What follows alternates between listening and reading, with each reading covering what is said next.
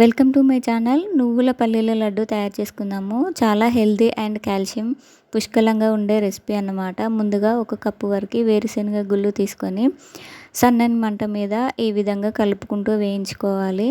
లో ఫ్లేమ్ మీద వేయించితేనే ఈ శనగలు అనేటివి చాలా బాగా వేగుతాయి అన్నమాట. లోపల వరకు వేగి టేస్ట్ అనేది చాలా బాగుంటుంది.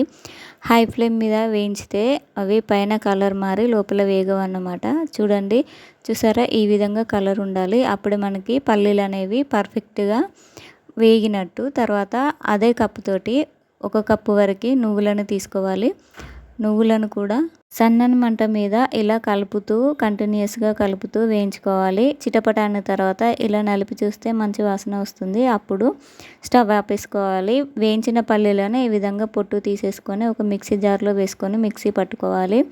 ఇలా మిక్సీ పట్టుకున్నటువంటి పౌడర్ని ఒక ప్లేట్లోకి తీసేసుకోండి. ఆ తర్వాత వేయించుకున్న నువ్వులను కూడా ఇదే విధంగా మిక్సీ జార్లో తీసుకొని పౌడర్ లాగా చేసుకోవాలి.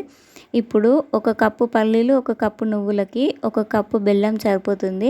సో తీపి తక్కువ తినే వాళ్ళైతే ఒక పావు తగ్గించి వేసుకోండి.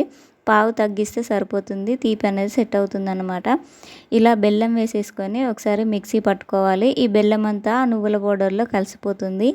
ఈ విధంగా మిక్సీ పట్టుకున్నటువంటి నువ్వుల బెల్లం మిశ్రమాన్ని పల్లీల పౌడర్లో వేసుకొని మంచిగా కలుపుకోవాలి.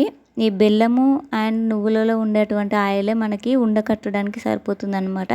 సో పల్లీలలో కూడా కొద్దిగా ఆయిల్ వస్తుంది కాబట్టి మనం నెయ్యి, నూనె వేయాల్సిన అవసరం ఏమి ఉండదు. సో మంచిగా ఈ విధంగా బెల్లం, నువ్వులు అంతా కలిసే విధంగా కలుపుకోవాలి. ఆ తర్వాత మనకు కావాల్సినంతగా ఆ పౌడర్ని తీసుకొని ఉండలుగా చేసేసుకోవాలి. సో మీకు ఏ సైజులో కావాలో ఆ సైజులో ఆ పౌడర్ మొత్తాన్ని తీసేసుకొని ఈ విధంగా ఉండ చుట్టేసుకోవాలి. మనము ఎక్కువ ప్రెస్ చేయాల్సిన అవసరం లేదు. సో సింపుల్గానే ఉండ కట్టేస్తుంది అనమాట. సో ఈ విధంగా లడ్డూలాగా చేసేసుకోవాలి. అంతే అండి, simple and tasty and healthy లడ్డూలు అయితే రెడీ అయిపోతాయి.